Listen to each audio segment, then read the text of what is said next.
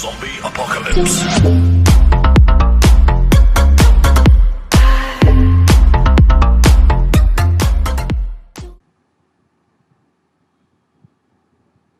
Hello friend, today I discuss react native. So basically मैं आज react Native का video बनाया हूँ। जो फ्रेंड्स और गाइस जो जॉब कर रहे हैं या स्टार्टिंग में रिएक्ट नेटिव सीखना चाहते हैं या जानना चाहते हैं रिएक्ट नेटिव क्या है। कभी कभी ऐसा होता है, कुछ लोग हमारे एंड्रॉयड पर वर्क कर रहे होते हैं नेटिव पे, बट उनको अब आगे जैसे डिमांड आती है कि हमें रिएक्ट नेटिव सीखनी है, तो हम कैसे सीखें। मैंने इस पर काफ़ी सर्च किया यूट्यूब पे, तो वीडियो वगैरह भी नहीं थे, इसलिए मैंने सोचा क्यों ना एक वीडियो डालते हैं रिएक्ट नेटिव पर। बेसिकली मैं आपको टॉपिक वाइज समझाता जाऊँगा। सो बेसिकली आज का सेशन में जो मैं समझाने वाला हूँ वो है रिएक्ट नेटिव का इंट्रोडक्शन। रिएक्ट नेटिव क्या है, तो स्टार्ट करते हैं। Introduction to React native.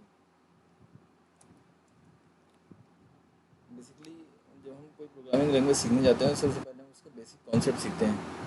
और यदि आप मोबाइल डेवलपमेंट डोमेन में पहले से हैं और एंड्रॉयड सीखते हैं, तो रिएक्ट नेटिव ऐसा कोई भारी टफ कोडिंग कॉन्सेप्ट नहीं है जो आप नहीं सीख सकते। रिएक्ट नेटिव कोई भी सीख सकता है। अगर आपकी जावास्क्रिप्ट अच्छी है तो आप रिएक्ट नेटिव जल्दी ही सीख जाएंगे। बेसिकली रिएक्ट नेटिव है क्या? React native is a framework developed by Facebook for creating native style apps for iOS and Android.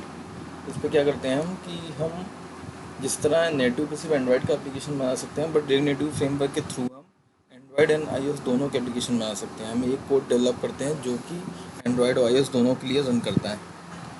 Initially, Facebook only developed React Native to support iOS.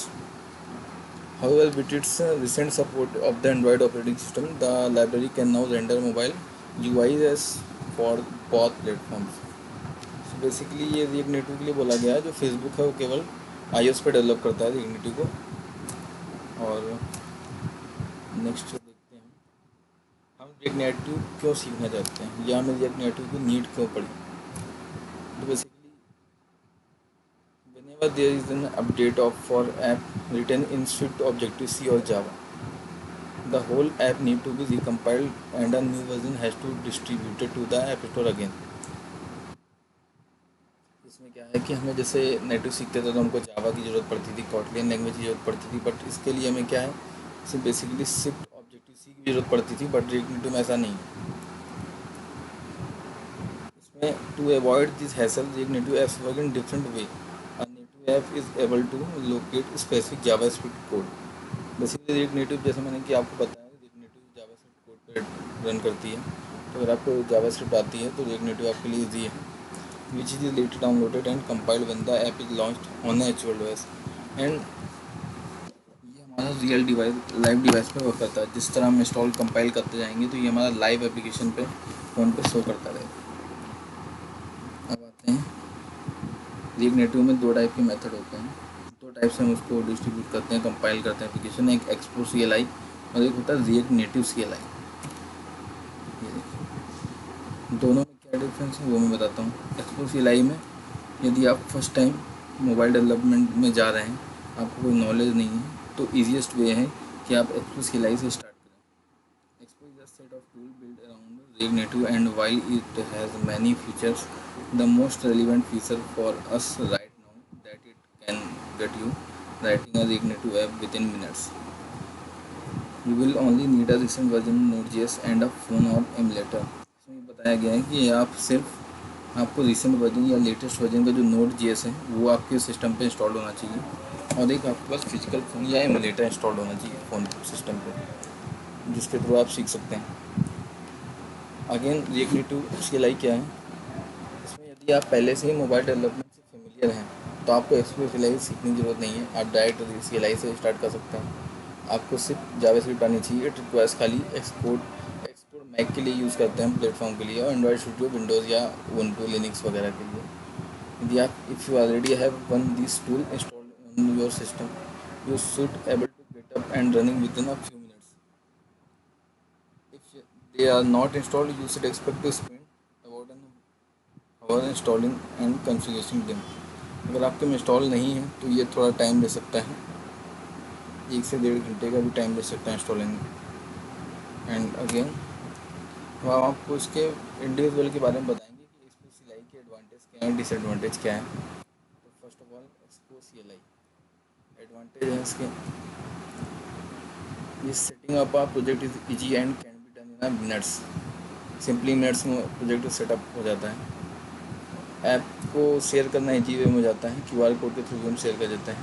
You don't have to send the whole APK और IPA file, no build agency to run the app, हमें build करने की ज़रूरत नहीं है इस पर।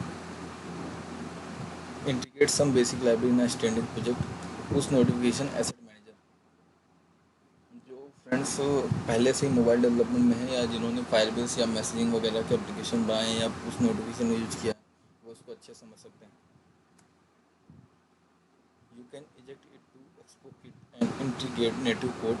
Continue using one of the Expo features, but not at all of them. And Expo can build .apk and .ipa file distribution to stores possible with Expo. Expo क्या करता है, मतलब बिल्ड करता है .apk या .ipa फाइल जिसमें आप इसको बिल्ड करना चाहते हैं। एंड इसके डिसएडवांटेज होते हैं, इस पर आप you can't use library that use native code in objective C, आप नेटिव की तरह इसमें सी जावा का यूज़ नहीं कर सकते। The standard hello world app is about 25 big because of the integrated library, because इसके लिए इसमें इंटीग्रेटेड लाइब्रेरी का हम यूज़ करते हैं, इसलिए जो हम हेलो वर्ल्ड का एप्लीकेशन मानते हैं वो भी 25 MB का बनता है, जो कि काफ़ी बिग है। If you want to use face detector या किट और payment, you need to eject it Expo kit. When ejecting to ExpoKit, you are limited to the React Native version that is supported by ExpoKit at that point in time. अब उसमें आपको mostly खुद use करना है, तो उसके लिए आपको ExpoKit को इंपोर्ट करना ही पड़ेगा। अगर आपको यहाँ पे फेस डिटेक्टर या AR किट का भी यूज़ पड़ रही है या पेमेंट का भी यूज़ कर रहे हैं, तो उसके लिए पहले हमको ExpoKit को इजेक्ट करना ही पड़ेगा।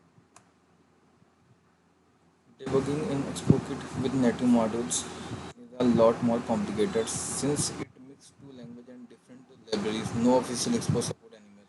इसका कोई ऑफिशियल सपोर्ट नहीं है कहीं पर भी, उसमें डिबगिंग के लिए थोड़ा कॉम्प्लिकेशन हो जाता है, इसलिए बेसिकली इसमें it mixes two language and different libraries, इसलिए टू लैंग्वेज पे वर्क होने लगता है इस पर। एंड सिंपली नेक्स्ट सिस्टम में रिएक्ट नेटिव CLI एंड इसके एडवांटेज हैं, इसमें आप you can add native model written in Java objective C, इसमें आप जावा या ऑब्जेक्टिव सी जैसे नेटिव में कोड लिखते हैं तो वो भी हम इसमें टाइप कर सकते हैं।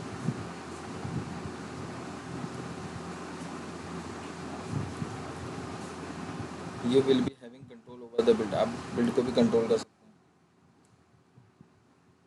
और डिसएडवांटेज इसके, आपको एंड्रॉइड स्टूडियो या एक्सपोर्ट को रन करना पड़ेगा प्रोजेक्ट के लिए।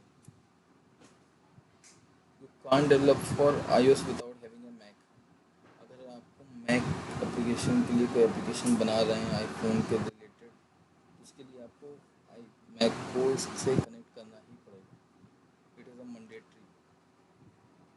Device has to be connected by USB to use it for testing, आप जैसे नेटिव में यूज़ करते थे हम वायरलेसली भी डिवाइस को यूज़ कर लेते थे, बट इसमें क्या है, आपको डिवाइस को कनेक्ट करना है USB के थ्रू ही, या टेस्टिंग के लिए, या आप इमुलेटर का भी यूज़ कर सकते हैं। Fonts need to be import manually in export, अगर आप एक्सपोर्ट का यूज़ कर रहे हैं तो वहाँ पे फ़ॉन्ट्स को आपको इम्पोर्ट करना पड़ेगा manually. If you want to share the app, you need to send whole .apk या .ipa फाइल, आपको पूरे एप्लीकेशन के प्रोजेक्ट को बिल्ड बना के उसका .apk फाइल बनाना होगा और उसके बाद आप उसको शेयर कर सकते हैं।